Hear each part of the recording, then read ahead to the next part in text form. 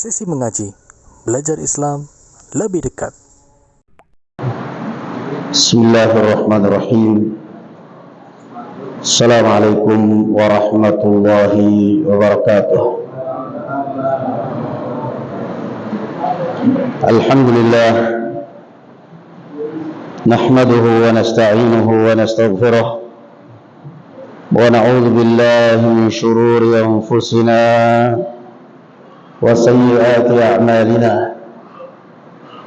من يهده الله فلا مضل له ومن يضلل فلا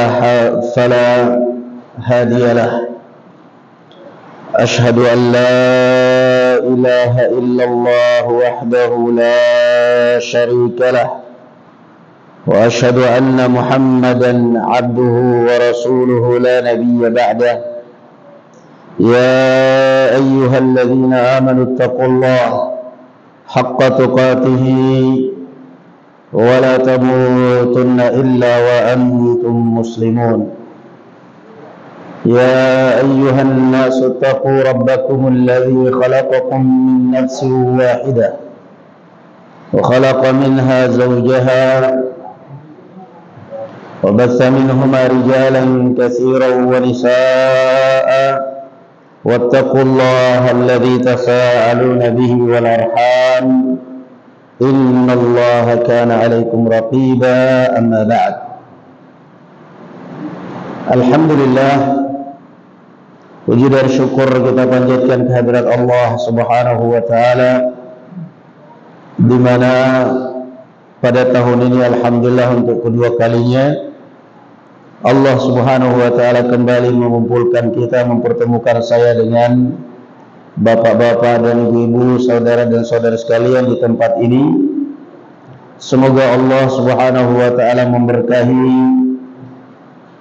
siapapun yang memakmurkan masjid ini, terutama DKM-nya, memberkahi umur mereka, memberkahi harta mereka, memberkahi keluarga mereka, memanjangkan umur mereka sedalam kebaikan semuanya. Amin ya rabbal alamin.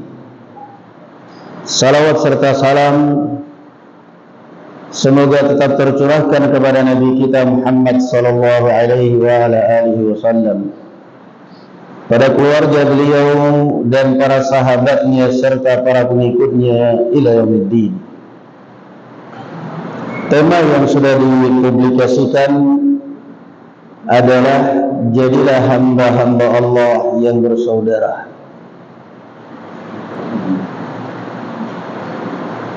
Dan itu adalah nas hadis Rasulullah sallallahu alaihi wasallam, wa kunu ibadallahi ikhwana. Dan jadilah kalian hamba-hamba Allah Subhanahu wa taala yang bersaudara. Dan persaudaraan kita kaum muslimin itu dibangun di atas satu kalimat, kalimatut tauhid. Satu kalimat, kalimatut tauhid. Satu agama, agama Islam. Satu iman, yaitu iman kepada Allah Subhanahu wa taala dan juga iman kepada rukun iman yang lainnya. Islam ini datang untuk menyatukan, bukan memecah belah.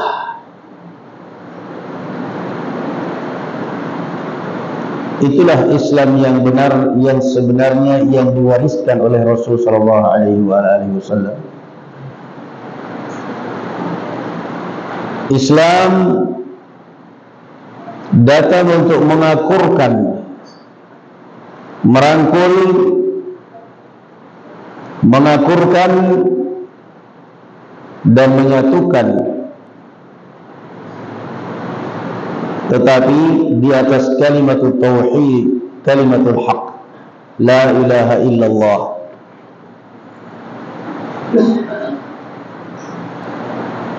Rasulullah sallallahu alaihi wasallam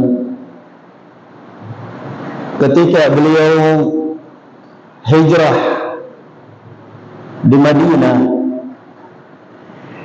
konflik besar terjadi di Madinah pada saat itu. Konflik antara suku Ansar sendiri, yaitu Aus dan Khazraj. Ini suku inti Arab yang ada di Madinah pada saat itu. Kemudian belum lagi tekanan dari orang-orang Yahudi, kabilah-kabilah Yahudi yang ada di sekeliling kota Madinah. Yahudi Bani Nadir, Yahudi Bani Qainuqa', Yahudi Bani Quraidah. Dan mereka suku-suku Yahudi sendiri tidak ada yang akur satu sama yang lain. Maka program agenda pertama Rasulullah sallallahu alaihi wasallam awal tiba di kota Madinah adalah menjalin persaudaraan. Subhanallah, menjalin persaudaraan. Dan inilah yang patut kita contoh, bahwa Islam itu adalah menjalin persaudaraan, mencari saudara bukan mencari lawan. Menjalin persaudaraan bukan memusuhi. Sekalipun di dalam keluarga mungkin hanya kita yang kenal sunnah, mungkin hanya kita yang ngaji salafi, mungkin. Sementara keluarga kita mungkin orang tua kita, mereka bahkan mungkin dari kalangan Nahdiyin, ada yang mungkin dari kalangan Muhammadiyah, ada yang mungkin dari kalangan Al-Irsyad, atau bahkan mohon maaf mungkin ada sebagian mereka dari kalangan non-muslim. Maka kita harus paham dan harus bisa memposisikan diri bahwa mereka adalah keluarga kita, bukan musuh kita. Mereka adalah saudara kita, bukan lawan kita. Itulah dakwatul Islam. Mungkin di dalam keluarga kita sendiri yang berjenggot, yang bergamis, yang bercadar, sementara keluarga kita tidak berjenggot, tidak bercadar, tidak cingkrang. Bukan berarti mereka adalah lawan musuh kita, bukan. Bukan berarti mereka adalah orang yang bodoh, kita paling pintar. Bukan berarti kita orang yang paling benar, mereka orang awam, bukan. Mereka adalah saudara kita. Mereka adalah barakallahu fikum, bisa jadi mungkin saudara nasab, bisa jadi saudara seagama, dan bahkan bisa jadi saudara senasab dan seagama. Itulah Islam. Dan itulah cermin Islam yang sebenarnya, barakallahu fikum, yang diajarkan oleh Rasul sallallahu alaihi wasallam awal beliau tiba di kota Madinah. Pertama kali beliau menjalin persaudaraan, mengakurkan pertama kali antara kaum Ansar dan kaum Muhajirin. Rasulullah sallallahu alaihi wasallam mempersilahkan kaum Ansar untuk mengambil satu orang atau dua orang dari kalangan Muhajirin, ambil itu sebagai saudara kalian. Kemudian ketika terjadi konflik antara Aus dan Khazraj, dua suku Ansar, beliau sampai menunda waktu sholat demi untuk mendamaikan mereka, karena beliau adalah orang yang sangat kuat menjaga persaudaraan. Kemudian setelah beliau berhasil mengakurkan antara Ansar dengan Muhajirin, Ansar dengan Ansar, beliau kemudian menjalin hubungan damai dengan Yahudi yang ada di sekeliling kota Madinah. Beliau mengikat perjanjian damai dengan orang-orang Yahudi, Bani Qainuqa, Bani Nadir, dan Bani Quraidah. Dan yang pertama kali khianat perjanjian damai tersebut adalah Bani Quraidah, sehingga diperangi oleh kaum muslimin. Itulah Islam. Beliau di Makkah. Masya Allah, ngaji di sini itu enak. Baru mulai snacknya udah mulai ada keluar. Pantasan pada semangat kali. Masya Allah.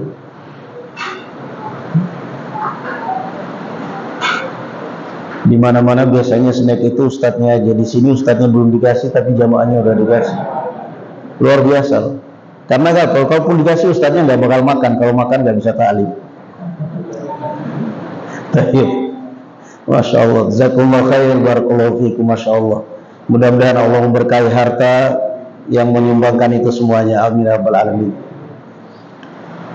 Rasulullah sallallahu alaihi wasallam di Makkah hidup seatap, hidup serumpun dengan paman beliau Abu Talib. Hidup dengan paman beliau Abu Talib. Yang ingin saya tanyakan, barakallahu fikum, Abu Talib muslim atau non muslim? Non muslim. Meninggal dalam keadaan muslim atau non muslim? Rasul sallallahu alaihi wasallam membenci dia atau tidak? Itulah Islam yang sebenarnya. Makanya kalau belajar sunnah, belajar salaf itu belajar salaf yang benar. Belajar sunnah itu belajar sunnah yang benar. Sebab kadang-kadang kita ini kalau sudah paham sunnah itu seakan-akan keluarga kita yang belum paham itu musuh kabeh semuanya itu. Serem dalam rumah. Dianggapnya semuanya musuh dakwah, semuanya musuh sunnah. Salah. Rasul sallallahu alaihi wasallam di Makkah hidup satu atap dengan siapa? Abu Talib. Diasuh oleh Abu Talib. Menjelang ajalnya, Rasulullah sallallahu alaihi wasallam dengan Ali bin Abi Thalib datang untuk mentalkin Abu Talib, "Ya am, qul la ilaha illallah kalimatan uhajju biha laka indallah." Wahai pamanku, ucapkanlah la ilaha illallah supaya aku bisa membela engkau di hadapan Allah dengan kalimat itu. Setiap Abu Talib mau mengucapkan la ilaha illallah, di samping Abu Talib ada dua iblis sama setan, Abu Jahal sama Abdullah bin Abi Umayyah. Setiap dia mau mengucapkan la ilaha illallah, dua setan ini membisikkan di telinga Abu Talib, "Atarghabu an millati Abdul Muttalib?" Masa tega kau meninggalkan agamanya nenek moyang Abdul Muttalib. Masya Allah. Rasulullah mengulangi lagi, setan ini mengulangi lagi, sampai akhirnya terakhir ucapan Abu Talib dari kehidupan dunia, "Huwa ala millati Abdul Muttalib." Dia tetap lebih memilih meninggal dalam keadaan mempertahankan agama syirik daripada harus mengucapkan kalimat la ilaha illallah. Rasulullah sallallahu alaihi wasallam bersumpah untuk memintakan ampun kepada Abu Talib karena jasa-jasa dan perjuangannya dia membela Islam. Maka Allah Azza wa Jalla menegur Nabi kita Muhammad sallallahu alaihi wasallam bahwa tidak boleh maka lin nabiy wal ladina amanu an yastaghfiru lil musyrikin walau kanu aba'ahum, sampai akhir ayat. Tidak boleh bagi nabi dan orang-orang yang beriman untuk memintakan ampun kepada kaum musyrikin sekalipun mereka adalah orang tua mereka. Turun larangan.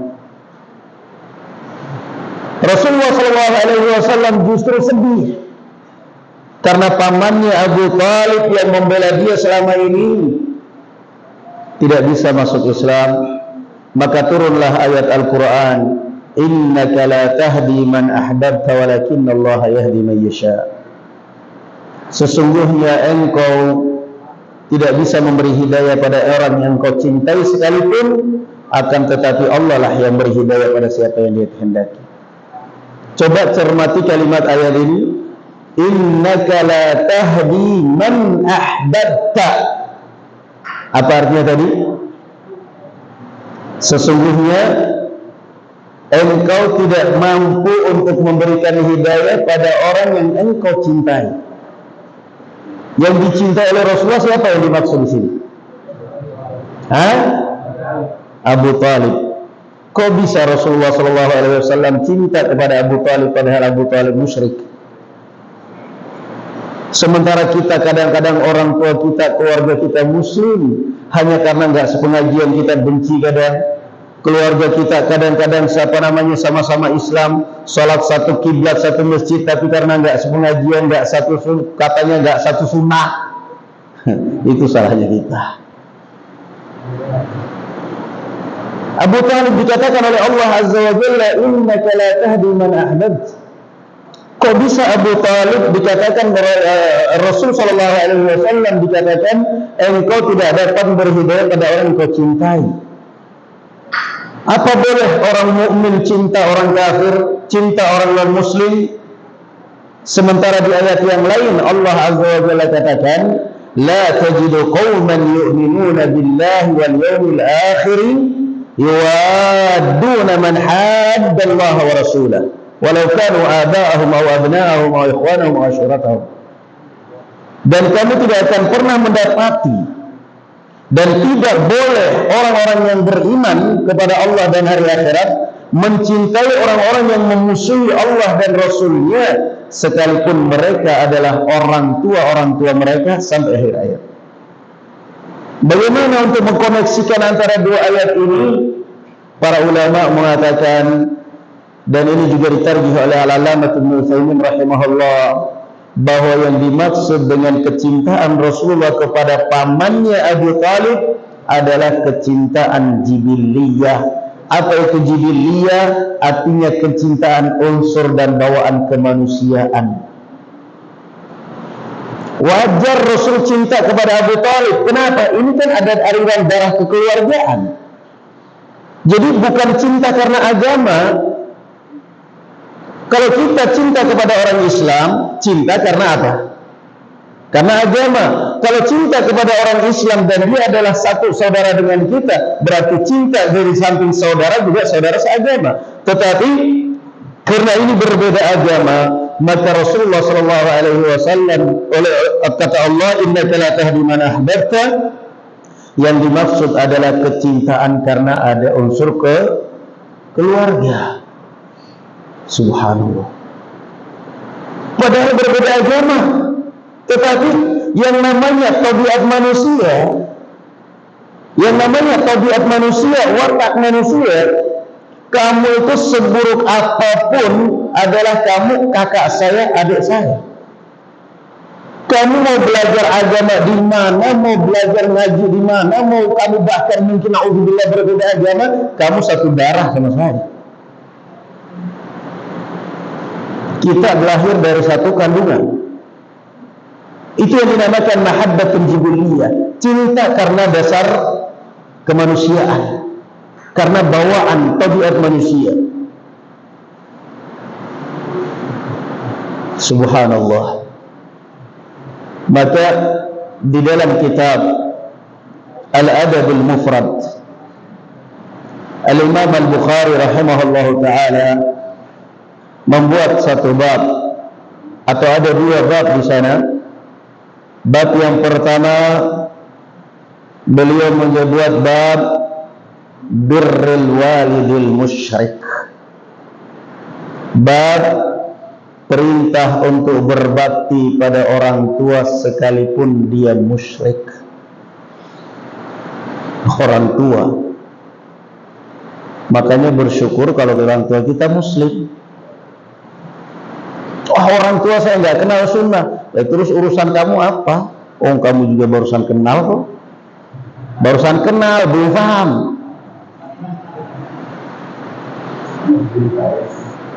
Jadi bab birrul walidil musyrik, Beliau di situ mengkisahkan kisah Sa'ad bin Abi Waqqas radhiyallahu anhu arba, anak kesayangan ibunya. Anak kesayangan ibunya. Tatkala Sa'ad bin Abi Waqqas radhiyallahu anhu arba masuk Islam, ibunya enggak terima.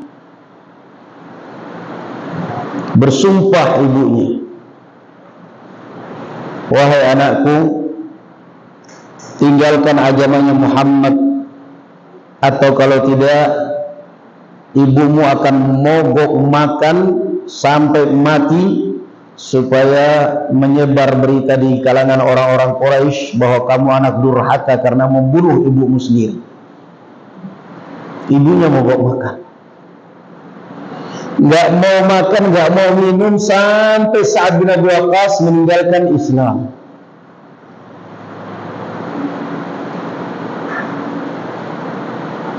Apa kalau anak zaman sekarang yang kadang-kadang Masya Allah banget, halah mati-mati sekalian, ini agama urusannya, ini sunnah. Jangan, ngaji itu jangan galak-galak, ngaji itu jangan keras-keras, ngaji itu justru murah senyum, tambah murah tambah ramah senyum. Kenapa? Senyum itu sedekah. Rasulullah mengatakan apa? Tabassumuka fi wajhi akhika laka sadaqah. Senyum di hadapan saudara kamu itu sedekah. La tahqiranna minal ma'rufi syai'an walau an talqa akhaka biwajhin taliq. Jangan kamu meremehkan sedikit pun kebaikan, sekalipun hanya bertemu, hanya mengumbar senyum di hadapan saudara kamu.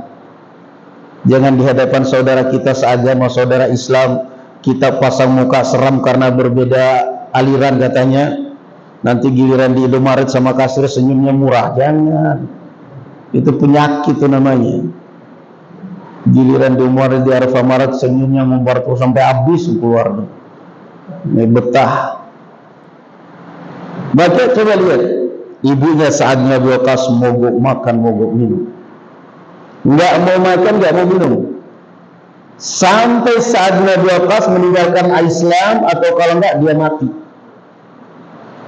Sa'ad bin Abi Waqqas terus merayu ibunya, diusaha disuapin, diberi makan, diberi minum, enggak mau sama sekali.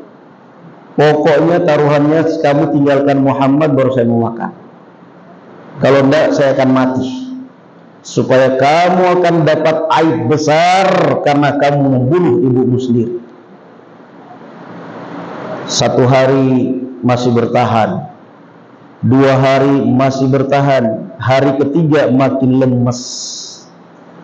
Sa'ad bin Abi Waqqas kemudian mengatakan, ya ummah, wahai ibuku, lau kanat fiki mi'atu nafsin, wahai ibuku, demi Allah, kalau seandainya di dalam tubuhmu ada 100 nyawa, bukan 1 nyawa, kalau seandainya di dalam tubuhmu, wahai ibuku, ada 100 nyawa, dan nyawamu itu satu persatu keluar sampai habis, dan saya lihat dengan mata kepala saya sendiri, saya tidak akan mungkin meninggalkan Islam. Silahkan mati-mati aja, jangankan cuma 1 nyawa yang keluar, 100 nyawa keluar satu persatu dan saya lihat, tidak akan meninggalkan Islam. Akhirnya ibunya ngeper juga, daripada mati sia-sia gini, percuma juga ini, kata dia. Akhirnya ibunya mikir, aduh, kayaknya anak saya ini prinsipnya kuat. Kalau istilah sekarang apa? Manhatnya kuat ya. Kayaknya anak saya ini. Akhirnya mau juga itu, daripada saya mati sia-sia, kata ibunya Sa'ad. Akhirnya makan, minum, mending hidup aja akhirnya. Maka turunlah ayat Al-Quran, wa in jahadaka. Bukan turun, itu artinya turun berkenaan dengan kisah itu. Wa in jahadaka ala an tusyrika bima laysa laka bihi ilm fala tuti'huma wa sahibuhuma fid dunya ma'rufa. Subhanallah indahnya Al-Quran ketika berbicara. Dan jika orang tua kamu memaksamu untuk berbuat syirik, untuk menyekutukan Allah Subhanahu wa ta'ala, yang tentunya itu adalah bukan ilmu yang Allah ajarkan kepada kamu, maka jangan kamu turuti orang tua kamu, tetapi bukan berarti kamu jadikan dasar untuk durhaka pada orang tua. Jangan kamu turuti orang tua kamu, tapi jangan pula kamu durhakai. Wa sahibuhuma fid dunya ma'rufa. Tetap perlakukan mereka di dunia dengan cara yang baik. Orang tua kita kenal sunnah nggak kenal sunnah, orang tua kita ngaji nggak ngaji, orang tua kita barakallahu fikum banyak mengerjakan bid'ah, banyak mengerjakan maksiat, banyak, tetap aja orang tua dia adalah mahkota kita. Wasahibuhuma fid dunya ma'rufa. Urusan agama lain. Subhanallah. Itu bab yang pertama dalam kitab Adabul Mufrad Al-Imam Al-Bukhari. Yang kedua, bab silaturrahimil fajir. Bab anjuran menjaga hubungan kekerabatan atau silaturahmi dengan saudara yang fajir sekalipun, yang musyrik bahkan, yang ahli maksiat. Jadi ngaji barakallahu fikum ya ikhwan, kita ini ngaji taklim itu bukan memutus hubungan kekeluargaan, justru semakin akur kita. Tanpa memandang dari unsur mana dia, tanpa memandang dari mana dia. Dia adalah saudara kita, kakak kita, bibi kita, paman kita, dia adalah tetap keluarga kita. Ngaji bukan berarti memutus dan memutus hubungan kekeluargaan kita, tidak. Justru makin mengakurkan dan mengakrabkan kita.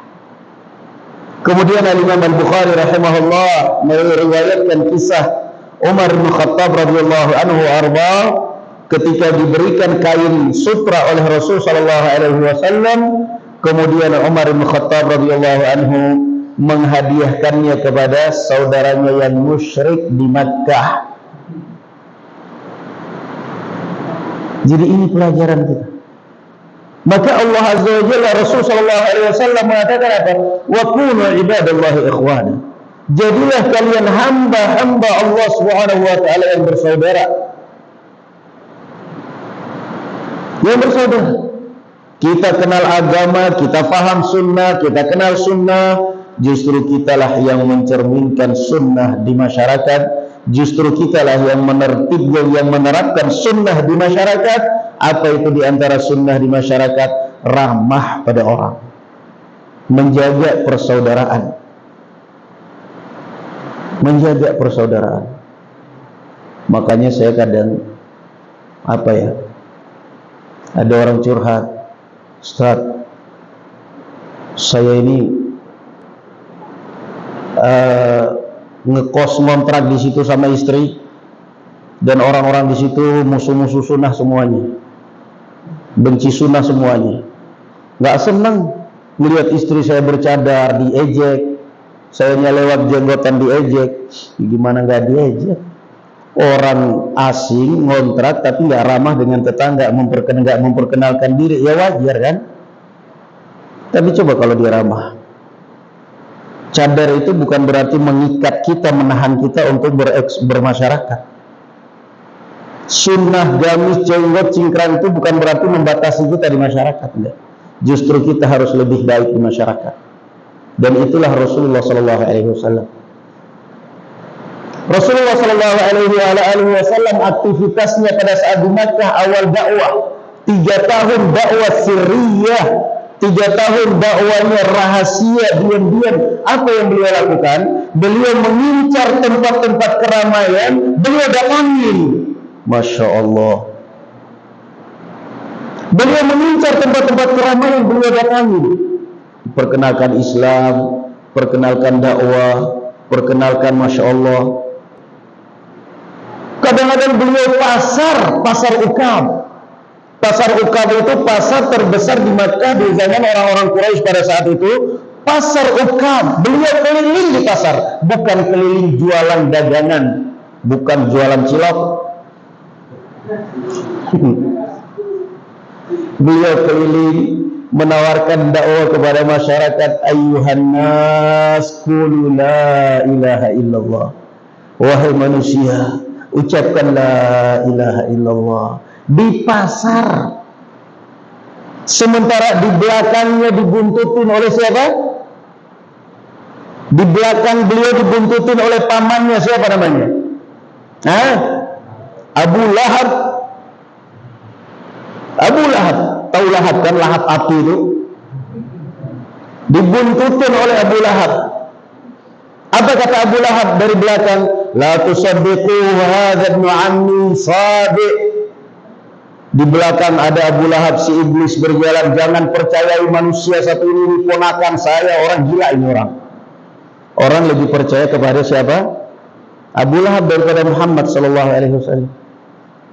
Itu aktivitas beliau. Menjalin persaudaraan. Beliau datangi keluarganya satu persatu. Beliau mengagungi keluarganya satu persatu. Maka barakallahu fikum, belajarlah dari sirah Nabi sallallahu alaihi wasallam bahwa dakwah itu barakallahu fikum adalah merangkul, bahwa sunnah itu adalah mengakurkan, mengakrabkan, bukan menjauhkan. Bukan berarti kita bergaul kalau dengan komunitas kita saja, jangan. Buang itu istilah komunitas, kita bergaul lebih luasa. Nah, kenapa barakallahu fikum? Islam itulah yang menjadi standar kita. Islam itu yang menjadi standar kita. Waktu saya awal masuk di Tegal itu, saya di-warning sama ikhwan. Karena saya diambil sama ikhwan di Tegal, tetangga saya Habib, satu tembok ketemu. Paling benci dulu dengan dakwah kita. Di mobil sudah di-warning sama ikhwan, Ustaz, ini tetangga antum qadarullah satu tembok dengan Habib Ustaz. Ya Ustaz, sabar aja. Ini orang bencinya dengan dakwah sunnah luar biasa. Kadang-kadang kita ta'lim di rumah, itu ceritanya mereka ya ikhwan gitu. Kadang-kadang ta'lim di rumah itu dilemparin sampah di depan rumah kita. Saking bencinya itu. Saya diam aja, tapi dalam hati ntar aja. Dalam hati ntar aja. Biarin saya kalian. Esok hari, oh ini dia Habibnya. Ketemu. Assalamualaikum. Buang muka, nggak jawab sama sekali. Nggak jawab sama sekali. Tapi apa? Jadi kita ini jangan baperan. Masa saya lewat di kampus itu nggak disalamin? Salah, bukan kamu yang disalamin, kamu yang salam. Saya salam nggak dijawab, kamu salam nggak dijawab, itu ada yang jawab, malaikat. Nggak usah baper, besok salam lagi aja.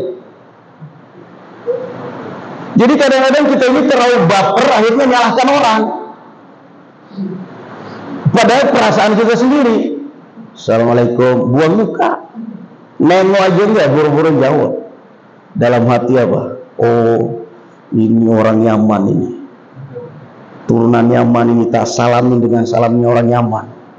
Kayaknya enggak mempan dengan salamnya orang Indonesia. Assalamualaikum. Itu kan salamnya kita kan? Besok lagi saya lihat dia di depan. Tak sampai. Assalamualaikum. Waalaikumsalam. Ahlan orang langsung. Ngobrol pakai bahasa Arab. Kayak ya amu, masya Allah. Itu ngobrol pakai bahasa Arab. Anak udah di Yaman 9 tahun. Masya Allah, kamu saudara saya dengan ngobrol. Setiap alhamdulillah sampai beliau meninggal pun kalau ketemu masya Allah dia duluan salam, dia duluan nyapa. Jadi salahnya kita itu bukan kita yang mendekat, kita minta didekatin. Memang siapa kita? Sadar diri dong. Kita tidak nggak bisa mendekat ke masyarakat, tapi nanti kita tuduh masyarakat musuh sunnah. Salah. Kita yang memasyarakatkan, kita yang mendekati mereka. Kenapa? Mereka melihat penampilan kita aja udah ngeper lututnya. Kenapa? Aduh, jenggotnya panjang. Kayaknya istrinya cadaran, saya nggak pakai cadar. Itu melihat penampilan kita itu mereka udah minder, udah mikir duluan itu. Sehingga kadang-kadang baperannya kita, orang sini masa melihat kita kok nggak ada yang salah? Salah, kita yang mendekat, kita yang memulai. Mana yang lebih afdal? Jawab salam apa memulai salam? Hah? Memulai, padahal hukum menjawab salam wajib, memulai salam sunnah. Tapi kenapa lebih afdal memulai? Karena memulai itu adalah berarti pertandaan dari orang yang baik. Nggak dijawab, nggak usah baper. Ganti besok salamnya. Habis ketemu assalamualaikum, wah nggak dijawab, besok lagi assalamualaikum, gitu. Kerasin aja. Jadi coba barakallahu fikum ya ikhwan, itulah dakwah. Itulah dakwah. Mendekati, mendatangi, mengakrabi, bukan menunggu diakrabi. Mempersaudarakan, bukan memecah belah. Itulah dakwah Rasul sallallahu alaihi wasallam. Allah azza wa jalla abadikan di dalam Al-Qur'anul Karim keberhasilan Rasulullah mempersaudarakan antara muhajirin dan ansar, antara ansar dengan ansar. Keberhasilan beliau sallallahu alaihi wasallam diabadikan di dalam Al-Qur'anul Karim. Wadhkuru ni'matallahi alaikum id kuntum a'da'an fa'alafa baina qulubikum fa asbahtum bi ni'matihi ikhwan. Dan ingatlah nikmat Allah yang sangat besar pada kalian. Tatkala kalian bermusuhan satu dengan yang lain, lalu dengan nikmat Allah azza wa jalla Allah jadikan kalian saling bersaudara satu dengan yang lain. Subhanallah. Bagaimana caranya supaya kita bisa selalu menjalin persaudaraan kita dengan kaum muslimin, supaya kita bisa menjalin persaudaraan kita dengan saudara-saudara kita yang mungkin belum ngaji, yang mungkin belum kenal sunnah? Banyak cara, tetapi saya ingin memberikan yang intinya. Satu, caranya adalah jangan selalu memandang orang dengan sisi negatifnya. Salah kita. Jangan selalu memandang orang hanya dari selalu mendahulukan sisi apa? Negatifnya. Tapi pandanglah orang itu dari sisi positifnya. Itu kadang-kadang kita nggak paham ke sana. Kita melihat saudara kita sholat, azan, mereka muslim, itu kita kesampingkan ini. Apa ya? Yang kita dahulukan apa? Bid'ah lagi. Dasar bid'ah, neraka semua. Salah itu. Siapa yang ngajarin seperti itu coba? Rasul sallallahu alaihi wasallam itu diutus di tengah-tengah komunitas siapa coba? Komunitas ahlu sunnah, komunitas salafi atau komunitas musyrikin? Musyrikin. Itu memanfaatkan momen. Pandanglah, nilailah orang itu selalu dari sisi apa? Positif. Baiknya udah. Subhanallah. Coba itu, kalau kita seperti itu, barakallahu fikum, dakwah akan berkembang. Mereka nggak kenal sunnah, mereka nggak paham sunnah, tapi alhamdulillah mereka menghargai saya. Itu positif berarti kan. Mereka nggak tahu sunnah, nggak ngaji, nggak kenal, tapi mereka menghargai saya. Mereka nggak berani. Wah, luar biasa itu. Jangan kemudian dipaksa, enggak, pokoknya saya harus benci, buang muka. Jangan. Pandanglah orang dari sisi baiknya selalu. Itu yang mohon maaf kadang-kadang kita orang susah paham. Dan itu banyak orang kadang-kadang habis pulang dari pondok sudah nggak bisa lagi bergaul dengan teman-temannya yang dulu. Sebelum dia mondok itu banyak temannya di kampung. Begitu pulang dari pondok, udah kiri kanan udah jalan lempeng aja udah. Paling mau ke masjid aja baru keluar rumah, kiri kanan disalamin teman-teman yang dulu, apalagi teman-teman perempuan undang aja. Assalamualaikum, diam, salam. Pulang dari masjid juga begitu, sampai diejek, bau surga ini katanya. Akhirnya lama-kelamaan gak kuat. Kenapa diejek satu kampung? Kenapa diejek, diketawain? Karena dia sendiri yang terlalu eksklusif. Itu teman-teman sekolah kamu, itu teman-teman main kamu satu kampung. Kenapa kamu diamkan mereka? Saya nggak mau, mereka musikan, mereka merokok, mereka begini. Dan terus apa hubungannya? Apa kamu kemudian mau ikut musikan dengan mereka, mau ikut? Kan cuma ketemu doang, teman lama. Salam, habis itu ke masjid, nanya gimana keadaannya. Subhanallah. Itu kadang-kadang salah kita. Begitu pulang seakan-akan itu satu kampung itu udah penghuni neraka semua ini. Salah ya ikhwan barakallahu fikum. Sudah kita mau berkunjung ke keluarga nggak pernah. Mau berkunjung ke keluarga, aduh gimana ya? Mau kunjung ke keluarga di sana sepupu-sepupu nggak pakai jilbab, nggak pada pakai jilbab, nggak ini nanti gimana saya ketemu? Ngurung lagi di kamar akhirnya. Itu salah. Belajar dari sirahnya Rasulullah SAW tadi. Beliau mendatangi. Sudah azan ya? Belum. Handphonenya salah itu berarti. Mungkin amin. Jadi sekali lagi barakallahu fikum, cara supaya antum bisa seperti itu, supaya kita bisa seperti itu apa? Lihatlah orang selalu dari sisi positifnya. Khalid ibn Walid radhiyallahu anhu. Semua kita kenal kan Khalid ibn Walid? Hah? Kenal lah dia. Khalid ibn Walid ibn al-Mughirah. Apa gelarnya Khalid ibn Walid? Sayfullahil Maslul, pedang Allah terhunus. Ini Rasul sallallahu alaihi wasallam yang memberikan gelar, dan ini bukan gelar kaleng-kaleng. Artinya ini pertanda bahwa Khalid bin Walid tidak bakal mati terbunuh di medan tempur. Kenapa? Kalau Khalid bin Walid terbunuh di medan tempur, orang bilang apa? Pedang Allah mati. Makanya Khalid bin Walid menjelang ajal mengatakan, hampir di seluruh anggota badanku ini nggak ada yang luput dari tombak, sabetan pedang, panah, tombak, tapi matinya di atas kasur. Setiap perang nggak pernah kalah, panglima selalu. Yang namanya perang kan yang diincar pertama siapa mesti? Panglimanya. Nggak pernah, belum ada sejarah perang yang dipimpin oleh Khalid bin Walid kalah dan terbunuh. Enggak, luka iya tapi terbunuh enggak. Kenapa? Rasulullah sudah mengatakan dia ini adalah Sayfullahil Maslul, pedang Allah yang terhunus. Kalau Khalid bin Walid terbunuh di medan perang, orang akan mengatakan pedang Allah sudah mati, kan jelek. Makanya Rasulullah mengatakan Sayfullahil Maslul, pedang Allah terhunus. Tadi udah bunyi ya, berarti ini benar. Azan dulu baru lanjut sebentar ya. Apa isya langsung? Azan? Oh gitu, boleh. Saya kan penumpang jadi maaf, nurut aja. Tapi barakallahu fikum, alhamdulillah, habis isya insyaallah kita lanjut. Assalamualaikum warahmatullahi wabarakatuh. Sudah mulai. Bismillahirrahmanirrahim. Alhamdulillah. Sallallahu ala nabiyyina Muhammad. Kita lanjutkan barakallahu fikum. Pembahasan kita tadi berakhir bahwa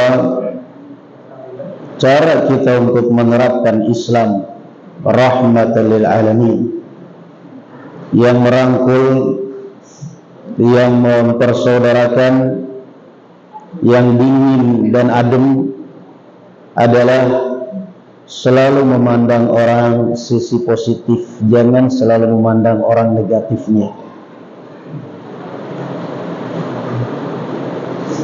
Khalid bin Walid radhiyallahu anhu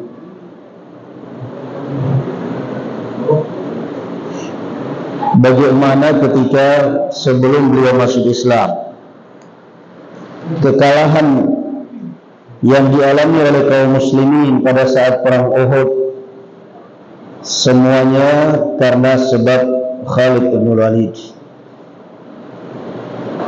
Terbunuh 70 orang kaum muslimin di perang Uhud.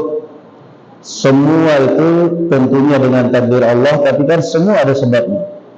Sebabnya adalah Khalid bin Walid yang saat itu belum masuk Islam, dan dia masih menjadi salah satu panglima sayap dari pasukan kaum musyrikin. Namun apakah Rasulullah SAW menanam dendam kepada Khalid bin Walid, menanam kebencian kepada Khalid bin Walid? Tidak sama sekali. Justru Rasulullah SAW menanyakan Khalid kepada saudaranya yang terlebih dahulu masuk Islam, Al-Walid bin Walid. Justru Rasulullah SAW mengirim surat, menyurati ke Khalid bin Walid, dikirim buat saudaranya, dibesarkan hatinya, dan dijanjikan bahwa kalau dia masuk Islam tetap di posisi sebagai panglima perang. Besar hati orang masuk Islam akhirnya Khalid bin Walid. Kenapa barakallahu fikum? Kenapa bisa besar hati seperti itu Rasulullah? Karena selalu memandang orang itu dari sisi baiknya. Kita ini masalahnya bukan malaikat mungkar dan nakir, bukan raqib atid. Kalau raqib atid itu mencatat apa? Baik dan buruk. Kita kan bukan malaikat, kita manusia. Maka catatlah pada orang itu kebaikan dia. Masalah keburukan dia biarkan dia dengan Allah Subhanahu wa taala. Yang penting saya lihat dia adalah saudara saya. Masalah keburukan dia, dosa dia itu urusan dia dengan Allah. Saya benci dia pada saat berbuat dosa dan maksiat, tapi dia tetap saudara saya. Seketika Fathu Makkah, datang kemudian Wahsy. Wahsy ini yang membunuh siapa? Yang membunuh Hamzah bin Abdul Muttalib. Datang Wahsy, datang Hindun. Hindun ini majikannya Wahsy yang membayar Wahsy untuk membunuh Hamzah dan membawakan tengkorak kepalanya, jantungnya Hamzah untuk dimakan. Dua-duanya masuk Islam. Hindun masuk Islam, Wahsy masuk Islam. Rasulullah SAW memandang buruk bobroknya mereka, memandang jeleknya mereka, enggak. Padahal Rasulullah SAW masih sangat berat dan masih terngiang-ngiang potret atau video pada saat Wahsy membunuh Hamzah. Dengan bayaran dari majikannya Hindun, kalau kamu bisa membunuh Hamzah dan membawakan jantung Hamzah kepada saya, kamu merdeka. Karena Hamzah membunuh ayah dan saudaranya ketika perang Badr. Ayahnya Hindun, Abu Umayyah. Maka Hindun tendang. Mereka datang ketika perang, ketika Fathu Makkah, masuk Islam. Maka Rasulullah SAW pun menerima keislaman mereka. Itulah Islam. Merangkul bukan memukul, mempersaudarakan. Padahal dari sisi lain Rasulullah SAW masih berat untuk bertatap muka dengan Wahsy, karena setiap melihat Wahsy terbayang Hamzah. Dan Wahsy pun faham dan pengertian, sehingga dia bersumpah, saya akan membunuh orang yang paling dibenci oleh Rasulullah SAW untuk mengobati sakit hati Rasulullah, sebagaimana telah membunuh orang yang dicintai oleh Rasulullah. Maka ketika perang Yamamah berkecamuk melawan pasukan Musailimatul Kadzdzab yang mengaku sebagai nabi, Wahsy kemudian terus berincar, terus berusaha mengincar posisi Musailimatul Kadzdzab sampai akhirnya berhasil menancapkan tombaknya di dadanya Musailimah di zaman Abu Bakar Siddiq radhiyallahu anhu. Fathu Makkah, Rasulullah SAW mengumumkan beberapa nama. Ketika Fathu Makkah itu Rasulullah SAW memberikan pengampunan besar-besaran Karena secara status perang orang-orang Makkah pada saat itu adalah tawanan perang, karena mereka kalah perang. Artinya orang-orang Quraisy pada saat itu adalah tawanan perang, dan mereka yang laki-laki yang sudah kuat, yang sudah berperang dibunuh, perempuan dan anak-anak ditawan. Tetapi Rasulullah Sallallahu Alaihi Wasallam memberikan pengampunan besar-besaran. Ada beberapa nama yang diperkecualikan, di antaranya Ikrimah bin Abi Jahal.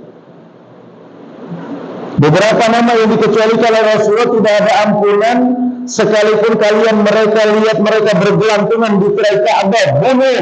Di antaranya adalah Ikrimah bin Abi Jahal, karena sudah terlalu tajam lesannya menghujat Islam, menghujat Nabi, karena sudah terlalu jahat kebenciannya dan permusuhannya kepada Islam, sampai akhirnya Ikrimah melarikan diri ke arah Yaman. Kemudian istrinya datang menemui Rasulullah, "Ya Rasulullah, ibnu annik, ya Rasulullah, bagaimanapun dia juga adalah ponakanmu ya Rasulullah. Dia ponakanmu ya Rasulullah."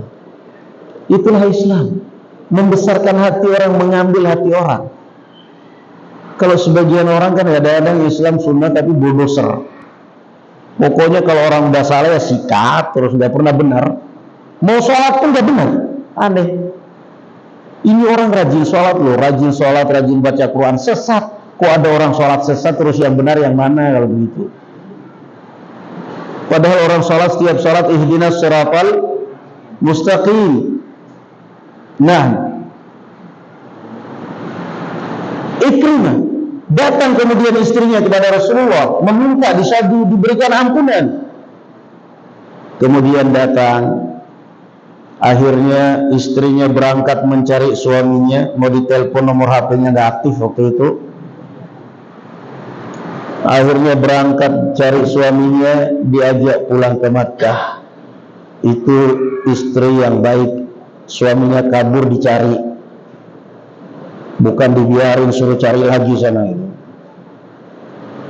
Cari akhirnya, atau bahkan diusir dari rumah, enggak.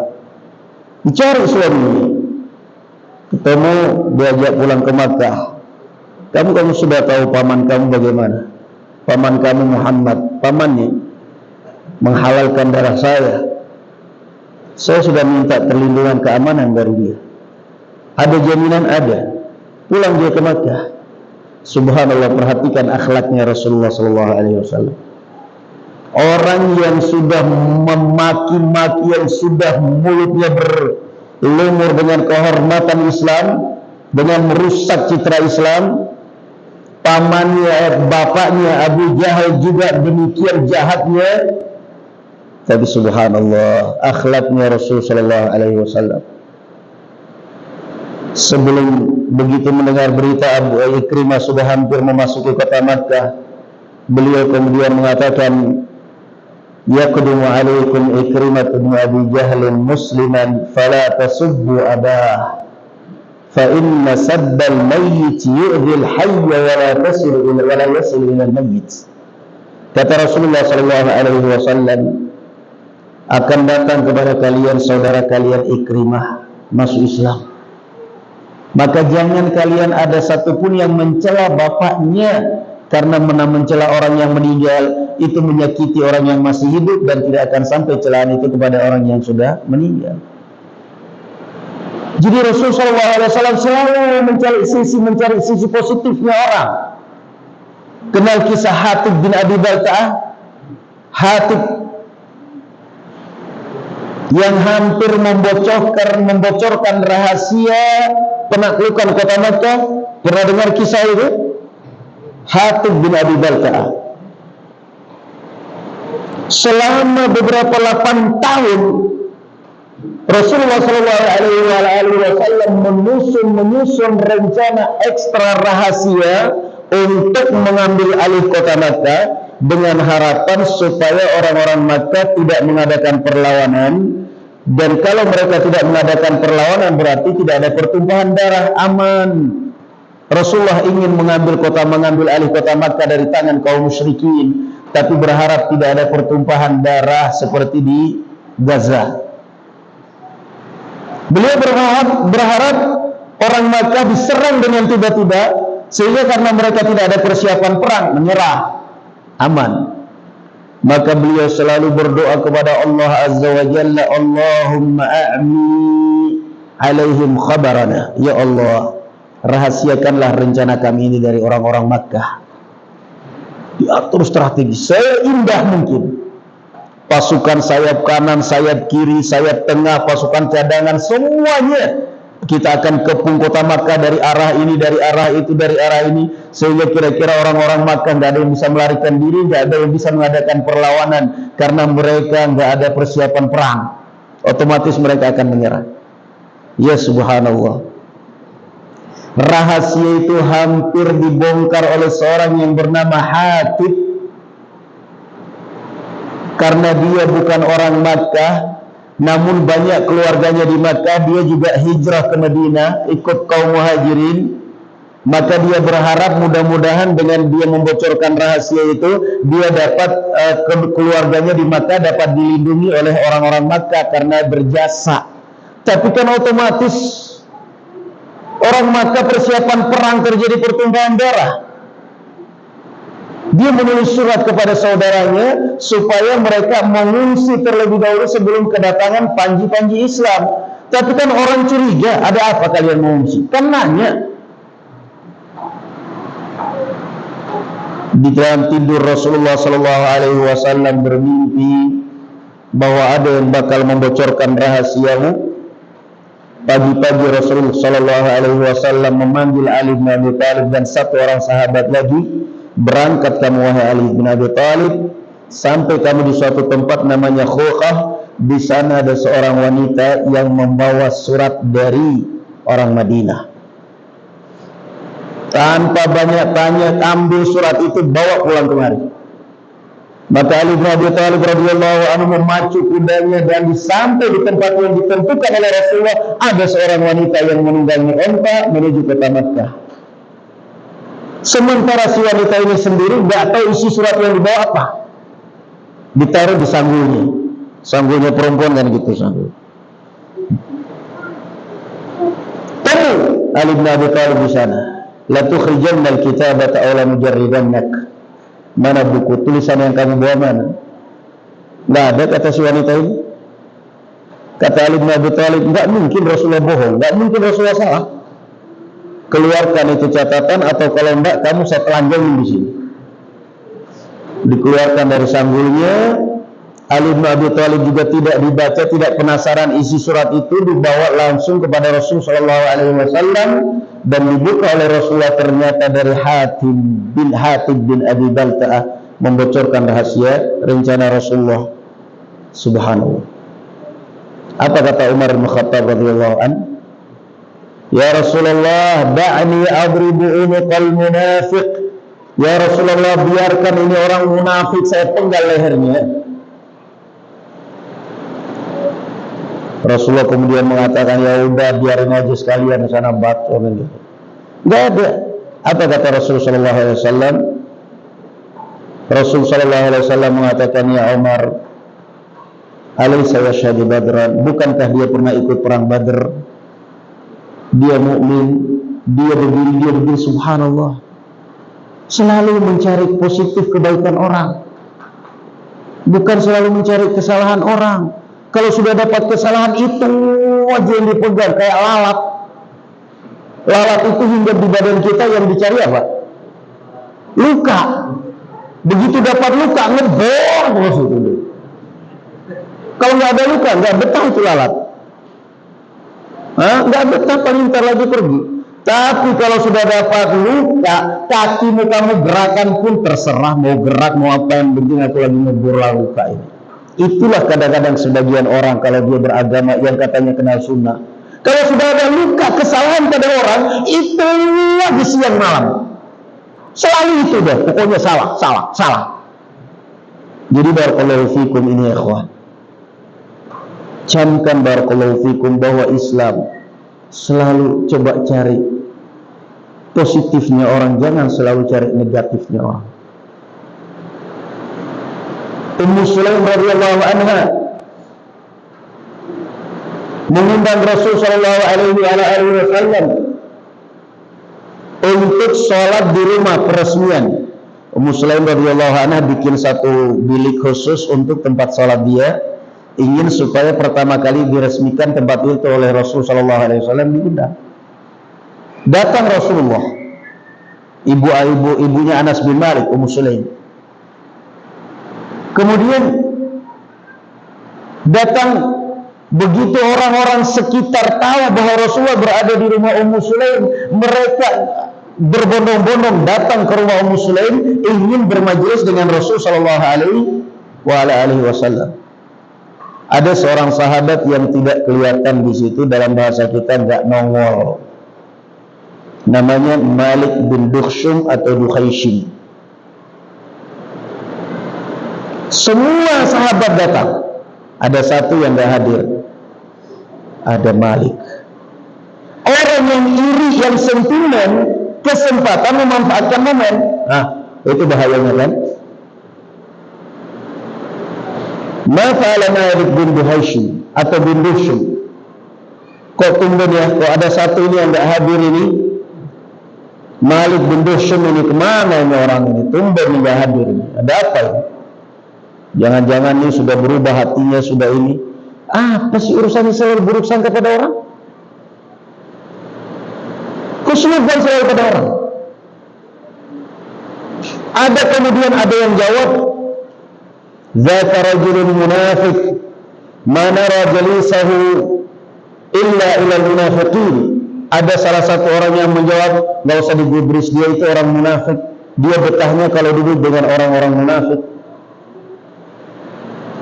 Dari kaumnya dia marah, bi'sa ma qult, sangat jelek ucapan kamu itu. Rasulullah sallallahu alaihi wasallam mendamaikan. Apa kata Rasulullah? Alaysa yashhadu an la ilaha illallah khalisan min qalbi? Bukankah dia adalah orang yang mengucapkan kalimat syahadat la ilaha illallah ikhlas dari dalam hatinya? Coba kalau Islam seperti ini kita terapkan dalam keluarga kita, enggak akan ada itu orang yang katanya ini keluarga saya itu musuh sunnah semua. Masa kamu cuma sakmu yang benar? Enggak ada, enggak bakal ada istilah seperti itu. Jadi itu namanya akhlak. Selalu mencari, coba cari kebaikan orang, cari. Nah, kita itu sekarang barakallahu fikum ya ikhwan, ada pernah saya cerita sedikit aja. Pernah kita naik mobil sama ikhwan, ya jalan-jalan di Tegal, di daerah perkampungan. Setiap lewatin pondok pesantren, di sini ada pondok pesantren besar ini Ustaz. Sayangnya pondok pesantren, ya tahulah itu. Alhamdulillah, masya Allah ada pondok pesantren di sini, masya Allah.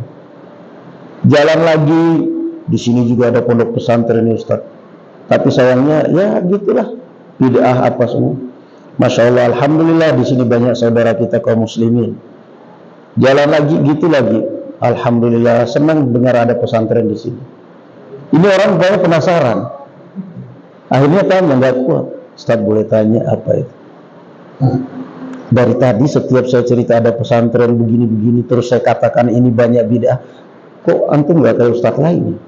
Maksudnya, kok saya responnya alhamdulillah, masya Allah senang di sini ada pesantren. Biasanya kalau Ustaz lain itu, masya Allah memang masya Allah banget tuh bid'ah apa semua. Tapi kok antum terus kamu maunya apa? Kamu maunya di sini berdiri gereja. Kalau di sini gereja pura kamu gimana? Iya ya. Cobalah. Kalaupun masalah mereka banyak saudara-saudara kita kaum muslimin melakukan bid'ah, faktor kebodohan itulah yang kamu harus kedepankan. Faktor kebodohan kamu kedepankan, sehingga dengan itu kamu bisa mendakwai mereka, bukan kemudian hanya yang ada dalam hati kita kebencian semata, jangan. Ntar kalau antum masuk di sana di Papua sana, kalau masuk di Ambon sana, di wilayah orang Kristen sana misalnya di Papua sana, barulah merasa betapa nikmatnya menemukan sebuah masjid. Betapa nikmatnya menemukan saudara kita seorang Muslim. Jadi jangan kemudian kita di Jawa ini mayoritas Muslim terus merasa kita paling benar diri terus akhirnya semuanya jangan. Kalau mau berani, mau keluar-keluar, mau berani, wah ini sana di Papua sana baru hebat. Kamu berani di Papua, di Ambon sana baru hebat. Tapi kalau di Jawa nggak hebat. Kenapa? Di Jawa rata-rata Muslim. Di Bali aja udah, di Bali sana kalau berani baru hebat. Ke sesi berani ini gitu. Atau di yang ada paling di Jawa kan itu mayoritas Islam. Paling orang udah sabarin aja, biarin aja. Maka itulah sebagai pelajaran kita ini. Jangan selalu memandang orang itu dari sisi buruk dan negatifnya. Itu kalau mau bisa menjaga persaudaraan kita. Yang kedua apa?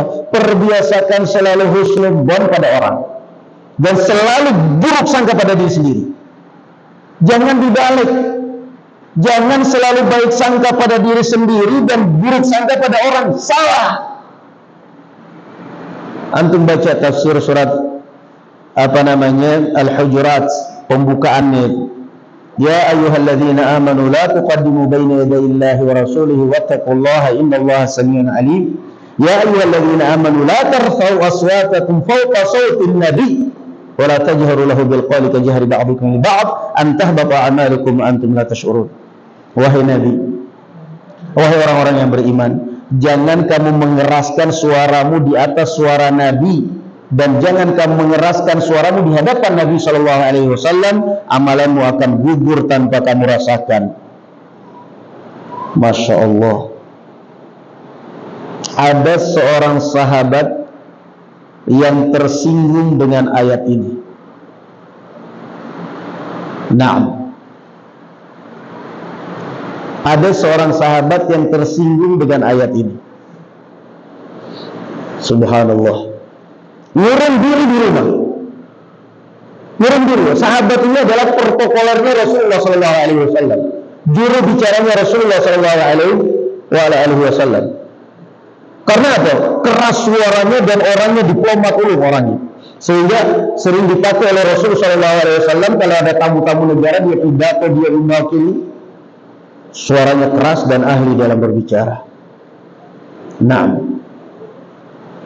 Sampai begitu turun ayat ini dia mengurung diri di rumah, nggak pernah hadir di majelisnya Rasulullah SAW. Sampai Rasulullah merasa kehilangan. Kemudian ditanyakan, Rasulullah merasa kehilangan, tanya. Ternyata dia di rumah lagi ngurung diri. Kenapa dia ngurung diri? Karena dia tahu begitu didatangi oleh tetangganya, kalian kan sudah tahu bahwa saya ini adalah orang yang paling keras suaranya di antara kalian di hadapan Rasulullah, dan saya ini orang yang paling berani bicara di hadapan Rasulullah SAW. Maka sayalah yang dimaksud dengan ayat itu bahwa amalan kalian sudah gugur, gak ada lagi kecuali saya. Maka Rasulullah SAW mendengar berita itu mengatakan, Subhanallah, sampaikan kepada dia bahwa dia tidak termasuk di ayat itu. Jadi bedanya antara generasi para sahabat yang terbaik dengan generasi zaman sekarang apa? Kalau generasi sahabat yang terbaik, tabi'in selalu su'udzon kepada diri mereka sendiri, husnudzon pada orang. Kalau zaman sekarang terbalik, selalu husnudzon pada diri sendiri, kayaknya paling benar. Kalau orang belum seperti saya penampilannya, awam, belum benar. Selalu husnudzon pada diri sendiri, buruk sangka pada orang lain, salah. Jangan seperti itu. Contoh tadi sudah saya kasih contoh. Kita salam, tidak dijawab. Jangan suudzon kepada yang enggak menjawab itu. Suudzonlah pada diri Anda sendiri. Barangkali tadi suara saya tidak keras. Keras, barangkali dia budek. Enggak kok, dia enggak budek kok. Ya, barangkali lagi tengkar sama istri di rumah. Keluar akhirnya enggak dengar suara apapun. Dengarnya salam itu kayak masih terngiang-ngiang suara istrinya diusir. Keluar sana, pergi kan. Akhirnya dia enggak salam. Coba selalu husnudzon. Kata Hamdun Al-Qassar apa? idza akhta akhun min ikhwanika fatlub lahu 90 udhran. Kalau kamu mendapati saudara kamu ada kesalahan, maka coba kamu cari dari dia 90 uzur. Salahkan diri kamu sendiri, jangan salahkan orang lain. Jangan salahkan orang lain. Husnudzonlah kepada orang lain dan buruk sangkalah kepada siapa? Kepada diri kita. Itu caranya, barakallahu fikum. Dua aja ya, nggak usah yang lain-lain, dua aja. Nanti pertemuan berikutnya lagi baru ditambahin. Karena kan waktunya udah habis. Tadi waktunya katanya sampai jam 9, tapi cukup sampai segini aja.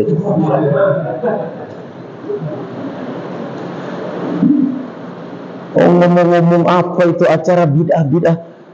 Mau bid'ah mau apa, mereka betah sampai jam 12, kita ta'lim sampai jam 7 aja udah kiri kan. Udah gelisah kiri kanan. Pinggangnya udah encok aja itu. Makanya barakallahu fikum, itu camkan. Perbiasakan. Husnudzonlah kepada orang lain, buruk sangkalah kepada diri kita sendiri. Ya ayyuhalladzina amanu taqullaha wal tanzur nafsun ma qaddamat lighad. Wahai orang-orang yang beriman, bertakwalah kamu kepada Allah dan perhatikan, liriklah diri kamu bekal apa yang sudah kamu siapkan untuk hari esok. Apa kata Imam Abdurrahman As-Sa'di rahimahullah dalam menafsirkan ayat ini? Hadhil ayatu aslun fi wujubi muhasabatil 'abdi nafsah. Ayat ini adalah merupakan standar hukum wajibnya seorang selalu koreksi diri sendiri. Jangan sibuk mengoreksi orang. Jangan sibuk komentarin orang, ngurusin orang. Ini orang awam, ini orang masih simpatisan, ini orang masih nggak usah. Koreksi diri kita sendiri. Koreksi diri kita sendiri. Hargai orang. Hargai orang lain, barakallahu fikum. Kalau kita ingin dihargai, kita ingin dihargai orang, hargai orang lain. Kita ingin dihormati orang, hormati orang lain. Kita ingin dimuliakan orang, muliakan orang lain. Kita ingin diberi orang, berikan orang lain. Itulah yang namanya kehidupan dunia. Jangan hanya selalu berharap tapi tidak pernah memberi.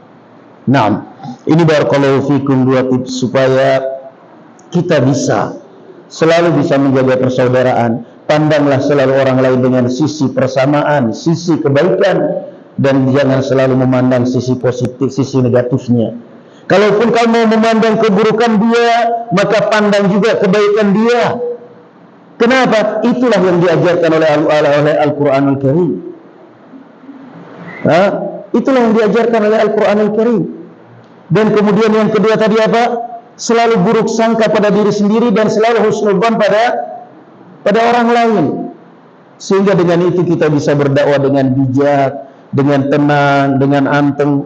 Datang seorang anak muda kepada Rasulullah, ya Rasulullah, dia mau masuk Islam ini anak muda, tapi udah ketagihan dengan zina. Dia nggak bisa meninggalkan zina. Boleh nggak ya Rasulullah saya masuk Islam tapi zina boleh? Rasulullah tanya, kalau ibumu dizinahi orang, kamu ridha enggak? Enggak. Kata orang ini, ya enggak lah. Kalau istrimu dizinahi orang gimana? Enggak ridha.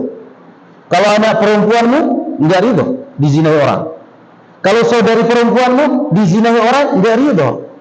Bagaimana mungkin kalau kamu, berarti kamu berzina dengan anaknya orang lain juga mereka enggak ridha anak perempuannya kamu zinahi. Bagaimana perbuatan yang kamu tidak inginkan pada dirimu sendiri tapi kamu inginkannya pada orang lain, kan tidak benar. Kemudian Rasulullah memegang dadanya dan mendoakan supaya Allahumma hassin farjahu. Maka setelah itu anak muda ini mengatakan, tidak ada satupun perbuatan yang paling aku benci kecuali zina. Jadi besar hati orang. Maka ini barakallahu fikum ya ikhwan, sehingga terjalin selalu ukhuwah. Al-mu'min lil mu'min kal bunyan yashuddu ba'dahu ba'dan. Mukmin dengan mukmin yang lain itu adalah ibarat satu bangunan, mengokohkan satu dengan yang lain. Tiang menopang atap, atap memayungi tiang, lantai kemudian memberikan hamparan kepada atap, sehingga kita bisa bernaung tanpa kehujanan, tanpa kepanasan. Itulah mukmin, saling menaungi satu dengan yang lain, saling mengcover, saling menutupi satu dengan yang lain. Al-mu'minu lil mu'mini mathalul mu'mini, perumpamaan kaum mukmin dengan mukmin yang lainnya, fi tawaddihim, dalam kasih sayang mereka, wa ta'atufihim, kasih sayang dan rahmat mereka, kamathalil jasadil wahid, ibarat satu anggota tubuh. Idza ishtaka minhu 'udwun tada'a bihi sa'irul jasadi bis-sahri wal humma. Kapan ada salah satu dari anggota tubuh kita sakit, yang lain juga akan merasakan sakit.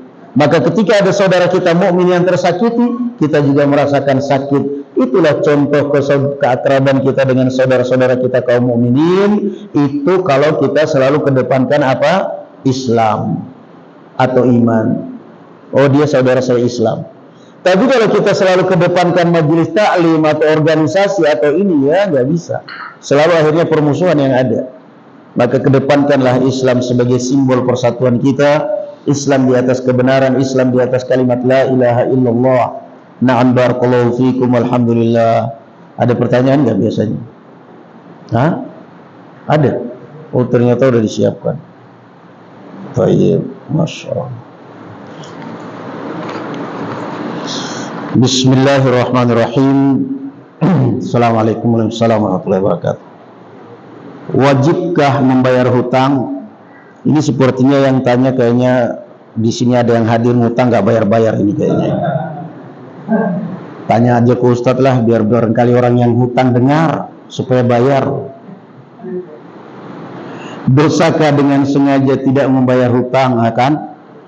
Dan pahala apa yang didapat jika kita menghutangkan? Insya Allah, yang kalau memang yang merasa punya hutang, insya Allah udah dengar, bayar hutangnya. Tayyib. Membayar hutang, barakallahu fikum ya ikhwan, wajib. La yahillu malu mri'in muslimin illa dutubatin min nafsih. Tidak halal harta seorang muslim kecuali dengan kebaikan, dengan keikhlasan dia, dan dia enggak ikhlas. Allah Azza wa Jalla mengampuni dosa orang yang mati syahid fi sabilillah. Semua dosa diampuni oleh Allah kecuali apa? Kecuali hutang, bukan syirik. Hutang duit, bukan hutang budi. Kecuali hutang. Ingin diampuni semua dosa-dosamu kecuali hutang, menghalangi kau masuk surga, na'udzubillah. Hutang dah seberapa tapi malas. Jadi tergantung kamu niat. Rasulullah mengatakan, siapa yang berhutang dengan niat untuk membayar, maka Allah akan membantu dia untuk membayar. Tapi kalau kamu tidak niat, tidak akan pernah mampu untuk membayar. Maka bismillah, bayar. Lepaskan diri kamu dari belenggu hutang. Dosa masalahnya. Dan bukan berarti kalau kamu tidak bayar hutangmu itu akan menambah kekayaanmu, akan menambah hartamu, enggak. Justru kamu akan selalu dibayang-bayangi dalam setiap keadaan. Maka barakallahu fikum, wajib membayarnya, apalagi kalau sudah jatuh tempo dan kamu mampu untuk membayarnya. Kalau kamu tidak mampu, minta kepada yang dihutangi untuk keringanan, dikasih jeda waktu lagi, atau mungkin minta dihalalkan. Itu solusinya. Apa keutamaan orang yang menghutangi? Keutamaannya adalah ta'awunal birri wat taqwa. Tolong menolong dalam kebaikan dan ketakwaan. Datang pinjam mau hutang, nangis-nangis, begitu ditagih melotot. Tapi memang barakallahu fikum ya ikhwan, terus terang ya, namanya hutang itu paling gak enak. Yang namanya hutang itu paling gak enak. Alhamdulillah. Makanya saya entah dua kediaman waktu sampai sekarang gitu, alhamdulillah perasaan saya nggak ngutang. Padahal banyak kadang-kadang ada ustadz begitu ada pengikutnya, ada yang mau ta'lim orang kaya, wah ini kayaknya bisa pinjam modal ini. Saya enggak. Saya lebih baik nggak punya jualan apapun daripada pinjam modal. Saya punya toko, akhirnya saya tutup lagi, itu toko nggak jalan. Ustaz, kenapa itu toko begitu-begitu aja sih? Nggak punya duit. Kalau saya isi, boleh nggak? Terus saya ngutang. Ya nanti mau, nggak mau saya. Nggak enak hidup punya hutang, nggak enak. Nggak enak hidup punya hutang. Malam-malam tidur bayang, ya Allah dari mana mau bayar hutang? Siang-siang berpikir ketemu orang yang punya duitnya nggak enak, Makanya jangan, barakallahu fikum, saya nasihatkan, kalau antum misalnya ustadz, di satu kampung ada ustadz, jangan biasakan. Jangan karena orang datang ke rumah mau dipinjamin berat, nggak dipinjamin ustadz, saya pinjam dulu 5 juta untuk ini untuk itu, bayarnya kapan kira-kira ustadz? Ya nanti, padahal pinjam sudah ketiga kali nggak pernah bayar. Dalam hati, paling ustadz mah janji doang. Tapi habis itu taklimnya naklimin bertakwa kepada Allah, bertakwa, tunaikan amanah. Dalam hati yang diutangi, amanah-amanah si ustadz, tapi hutang dibayar katanya. Ya enak digituin orang. Makanya jangan pernah utang. Jangan mau hidup jadi benalu, udah bismillah udah. Jangan. Nggak enak hidup punya utang, nggak enak. Lebih baik makan nasi garam tapi nggak punya utang. Antum kira pengusaha-pengusaha yang pamer mobil banyak, pamer apartemen, antum kira mereka sukses mereka ini? Itu kan sukses dalam pantauan kita aja. Mereka tidur tiap malam mikir, ya Allah, cicilan bank. Hidupnya panas dingin mereka. Hidupnya panas dingin. Tetangga sih enak lihat, sukses, mobilnya udah 3, tanah beli ini. Kamu nggak tahu kalau dia malam hari nggak bisa tidur. Kenapa? Tanggal berapa ini? Jatuh tempo bank, bunganya aja udah 100 juta banknya. Maka paling nggak enak ngutang itu, paling nggak enak. Perbiasakan dari kecil-kecil, udah kecil aja udah. Jangan ngutang, barakallahu fikum ya ikhwan. Karena ngutang itu bukan berarti melancarkan rezeki kita. Lebih baik kerja udah. Pokoknya padanya. Bagaimana cara mengetahui saya lagi diberi nikmat istidraj? Nikmat istidraj itu artinya, barakallahu fikum, antum bermaksiat tapi diberi nikmat oleh Allah. Orang kafir nggak pernah sholat, nggak pernah ibadah, rezekinya lancar, hidup mewah. Sementara orang yang ngaji, yang taklim, sholat malam, sholat, motor nggak lunas-lunas.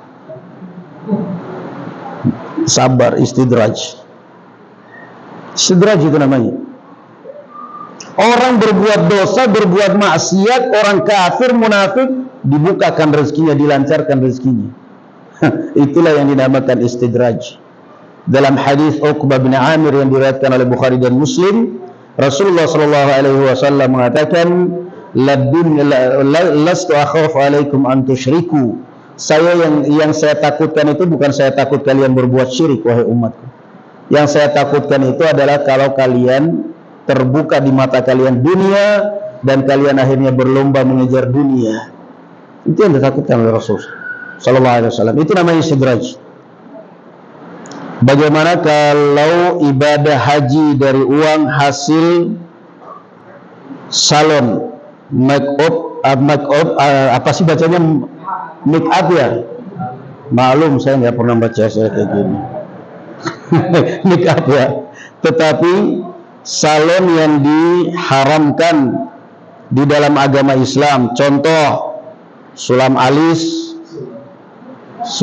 bulu mata, tanam dan lain-lain. Barakallahu fikum ya ikhwan. Yang namanya bisnis apapun boleh dikata di zaman sekarang tidak akan lepas dari unsur-unsur yang terlarang.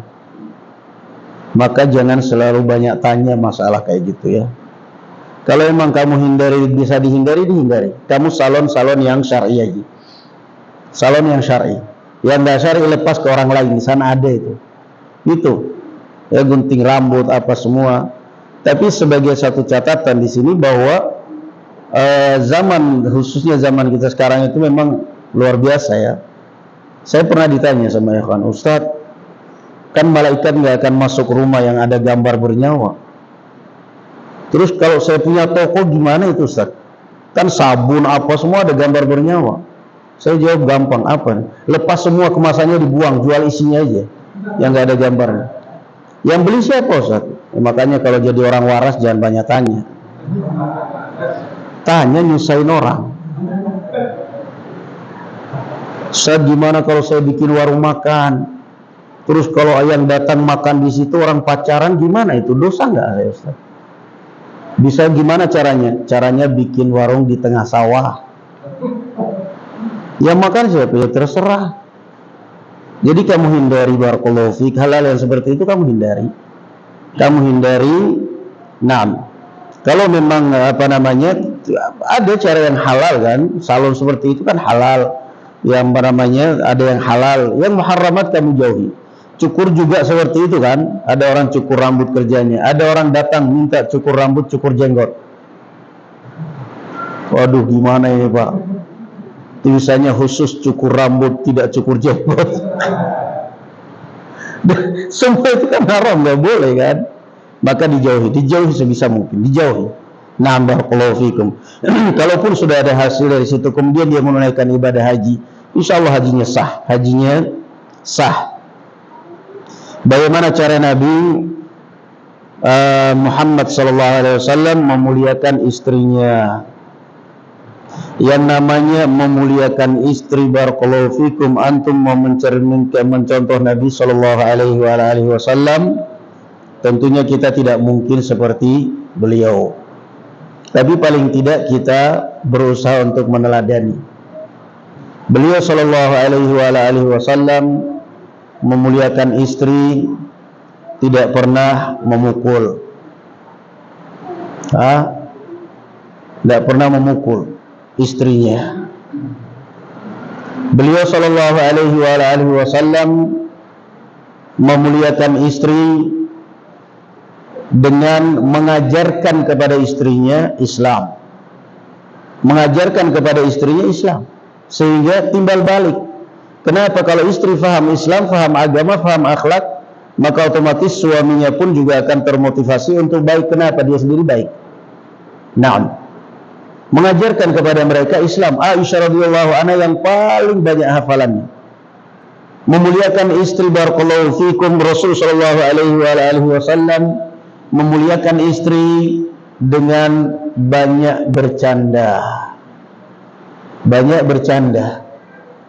Aisyah radhiyallahu anha minum di gelas, sengaja Rasulullah SAW minum di gelas yang bekasnya Aisyah di bibirnya Aisyah.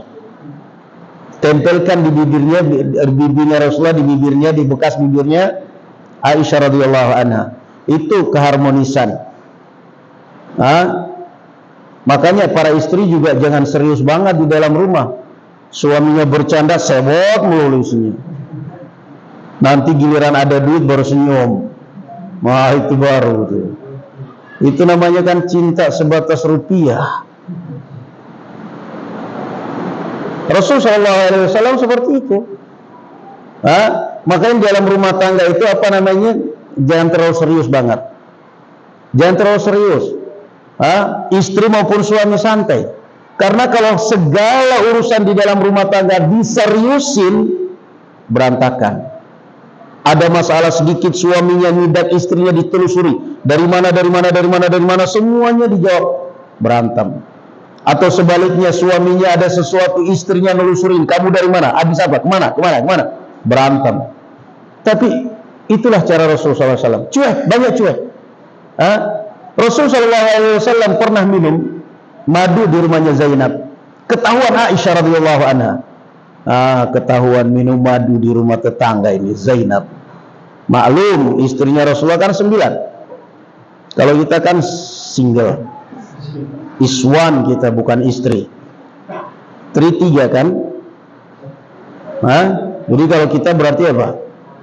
Iswan. Ntar kalau 2 baru istri, 3 baru istri. Kalau masih 1 itu iswan berarti. Rasul kelihatan oleh Aisyah. Maka Aisyah radhiyallahu anha kompak ngomporin istri-istri Rasulullah yang lain. Ntar, tadi saya lihat suami kita minum madu di rumah Zainab.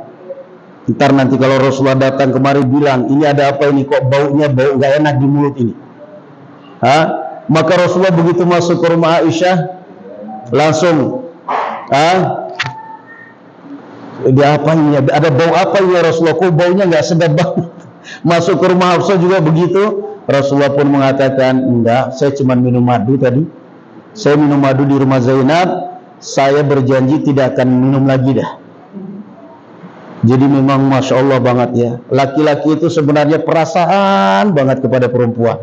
Perempuan aja yang nggak ngerti perasaan laki-laki seringnya.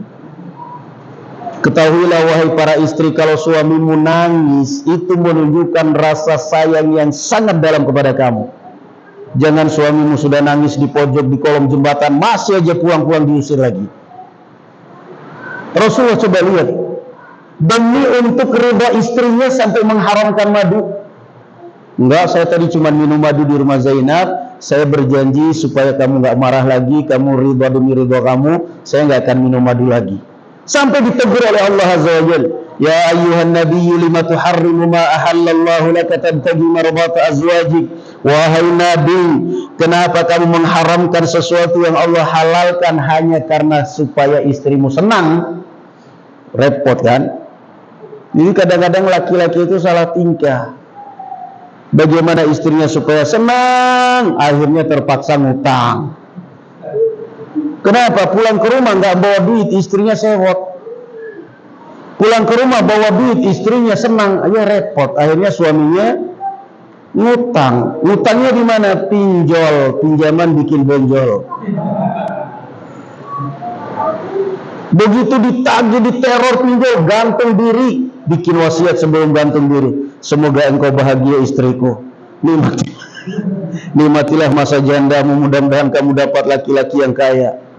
Ya Allah, menyedihkan banget, tega banget tuh perempuan. Itu Rasulullah SAW. Jadi yang namanya rumah tangga itu sekali lagi kalau kita serius terus-terusan dalam rumah tangga berat. Rasulullah SAW seperti itu. Aisyah lari berlomba dengan Rasul Aisyah, lari. Rasulullah menang, Aisyah menang. Begitu Aisyah udah mulai banyak lemaknya, berlari lagi, lari kecil ya. Rasulullah menang, kata Rasulullah. Nah, ini tebusan kekalahan saya yang dulu. Jadi fair dalam rumah itu fair kalau suami istri. Kalau antum serius terus dalam rumah, berantem terus. Istri dapat suami yang humoris, alhamdulillah, suami saya humoris. Tapi kalau suaminya humoris, istrinya tersinggungan, baperan, berantem terus. Suami dapat istri yang humoris, alhamdulillah. Kenapa? Setiap kamu suaminya marah, malah diajak canda, udah nggak jadi marah, udahlah. Ada dulu di zaman cerita Arab kuno ya, ada ribut suami istri.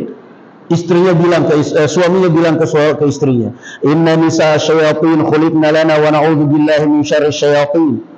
Dasar perempuan setan, Allah ciptakan sengaja untuk Allah ciptakan untuk menjadi setannya laki-laki. Dijawab oleh istrinya apa? Inna nisa rayahin wa kullukum yashtahi syammar rayahin. Kata istrinya, wanita itu adalah bunga dan setiap kalian senang mencium bunga. Nggak jadi marah istri suaminya akhirnya. Jadi itu dalam rumah tangga itu humoris itu perlu. Aisyah radhiyallahu anha tanya kepada Rasulullah, ya Rasulullah, kalau ada pengembala kambing, dia menemukan tanah gembala, yang satu sudah bekas digembala orang, yang satu belum digembala. Kira-kira mana yang lebih bagus yang engkau pilih ya Rasulullah? Kata Rasulullah, yang belum digembala lah. Rasulullah faham maksudnya Aisyah radhiyallahu anha. Maksudnya apa? Ya Rasulullah, ada seorang pengembala kambing, dia mendapatkan ada beberapa lahan gembala, yang lain udah bekas orang, udah digembala orang, yang satu masih bersih, belum digembala orang. Kira-kira mana yang kamu pilih, mana yang kamu senangi? Maksudnya Rasulullah, faham Rasulullah, cerdas. Maksudnya Aisyah radhiyallahu anha, yang lain-lain kan janda ya Rasulullah, saya kan gadis waktu nikah. Itu Aisyah radhiyallahu anha. Humoris. Rasulullah mengatakan, ya tentunya yang masih belum digembala orang lah. Itu Rasulullah SAW. Jadi itu cara menghormati diantaranya Rasul. Jangan selalu serius dalam rumah tangga. Jangan selalu serius. Ada canda-canda dalam rumah itu. Canda dalam rumah sehingga tidak selamanya serius, tidak selamanya tegang terus dalam rumah. Barakallahu fikum. Naam, juga tentunya tidak luput bahwa Rasul sallallahu alaihi wasallam menghormati istri, menghargai istri, juga tentunya memberi nafkah. Berapa kewajiban suami memberi nafkah? Ya sesuai dengan kemampuan, jangan dipaksa. Yang menyiksa suami itu kan karena kelebihan beban. Gaji suaminya 1 bulan 3 juta, kebutuhan belanja istrinya 1 bulan 4 juta, apa nggak stres suaminya? Akhirnya suruh pokoknya jual apa aja lah. Saya malu, Pak. Malu kenapa? Kalau arisan, ibu-ibu semua gelangnya kuning. Kuning, Pak. Saya sendiri masa yang 3-10 ribu di pasar hari Ahad itu beli. Malulah tangannya seperti ini. Nah, itulah kadang-kadang. Jadi tidak bisa dipaksakan. Suaminya gajinya 2 bulan, penghasilan 1 bulan 2 juta, ya sudah, terima. Dengan cara kamu bersyukur kepada Allah Subhanahu wa taala, Allah akan tambah rezekinya suami kamu. Tapi kalau sudah tidak bersyukur, Allah Azza wa Jalla akan perhimpit, bisa jadi. Nauzubillah. Naam. Ini barakallahu fikum ya ikhwan. Mudah-mudahan Allah Subhanahu wa taala membukakan pintu rezeki yang banyak dan berkah untuk kita semua, melapangkan umur kita semua dan melapangkan segala urusan kita, menjadikan kita dan anak-anak kita generasi yang cinta kepada Al-Quran, penghafal Al-Quran, dan mengumpulkan kita semua di dalam surganya. Dan semoga Allah Azza wa Jalla menjauhkan kita dari berbagai macam musibah, wabah dan bala. Amin ya rabbal alamin. Allahumma rabbana atina fid dunya hasanah wa fil akhirati hasanah wa qina adzabannar. Walhamdulillahi rabbil alamin. Subhanakallahumma bihamdik, asyhadu an la ilaha illa anta astaghfiruka wa atubu ilaik. Assalamualaikum warahmatullahi wabarakatuh.